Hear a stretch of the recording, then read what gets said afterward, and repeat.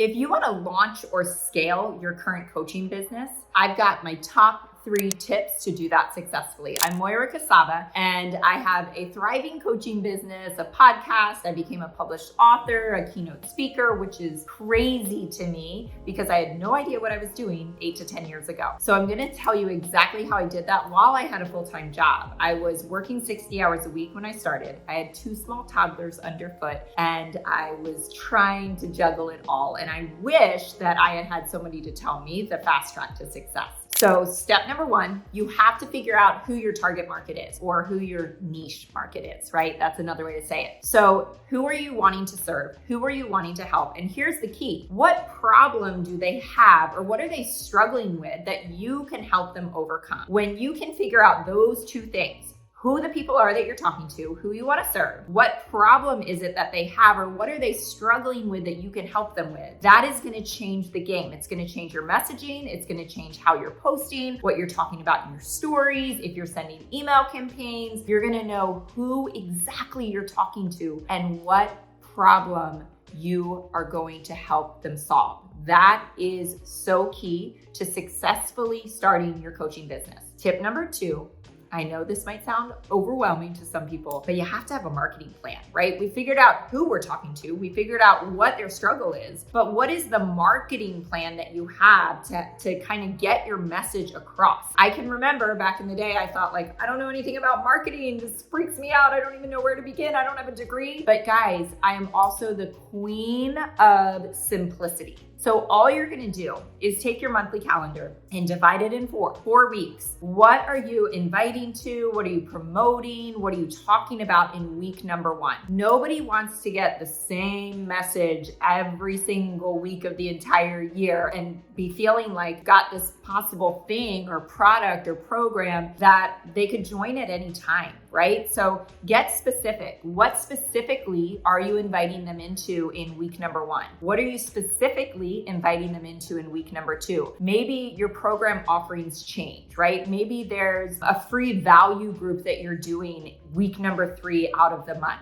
So all of a sudden, when you map out your month into 4 different weeks and you know what you're doing every single week, it's that simple, then you know what to talk about in your stories. You know what to put in your hard posts. You know what to put in the newsletter that's going out on Monday, right? So all of your messaging from everywhere is aligned to that target market about that specific thing that's happening that week. Ready for tip number 3? Most people struggle with it. So I do a lot of one-on-ones with super high-level coaches that are just looking to take things even beyond where they are and take it to the next level. And a lot of times we get together and they think we're going to talk business strategy. And I love to talk business strategy. But the number 1 thing that comes up in that one-on-one conversation is they're not managing their time as effectively as they could be. We can get things done faster, more efficiently, more effectively. We are going to be that much more wildly successful. So it comes down to managing your time. It's probably the number 1 excuse I hear is, I'm terrible at managing my time. Oh, I don't know how to manage my time. And guys, that's just a story that you're adopting that's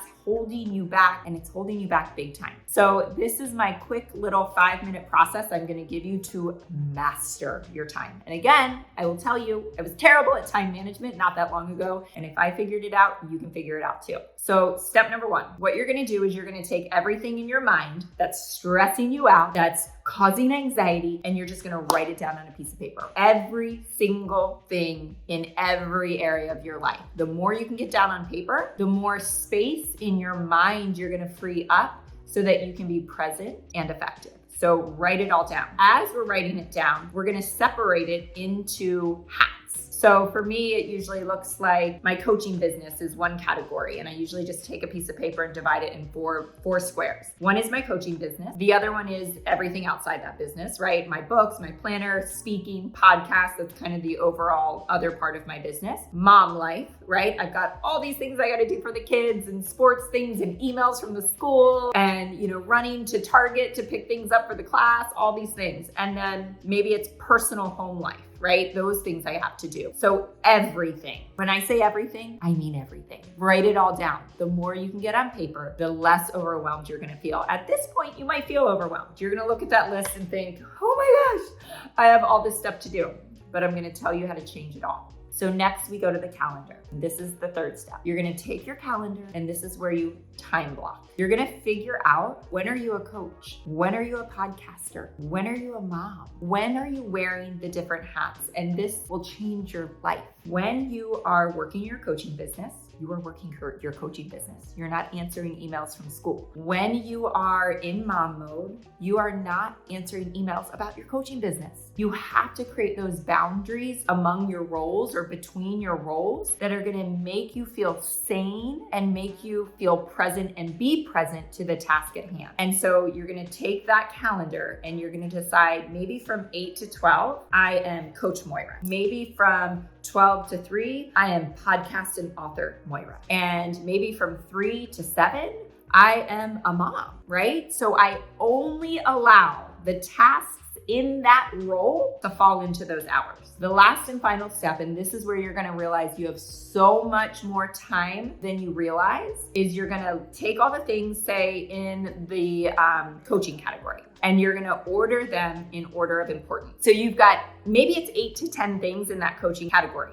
You're gonna take them and you're gonna put them in order of importance. So what is the highest IPA, the highest income producing activity in that category? You're gonna write a 1 next to that. And then you're gonna go to number 2 and you're gonna write a 2 next to that, and then 3, and then 4, and then 5. This way, you aren't getting derailed by the not so important activities. You're staying focused on the things that move your business forward. So here's what we're gonna do. If we're working our coaching business from 8 to 12, we're gonna do the first thing first. And so that might be from 8 to 9. Maybe it takes us a whole hour to get that one really important thing done. So from 8 to 9, we're doing task number 1. From 9 to 10, maybe we can get task 2 and 3 done, right? From 10 to 11, maybe you can get 3, 4, and 5 done. And do you see what we're doing here? So we're getting the most important things done first, but we're time blocking within our roles. We're kind of lighting the fire under our own butts to get it done. That's how you're going to become a successful entrepreneur from home.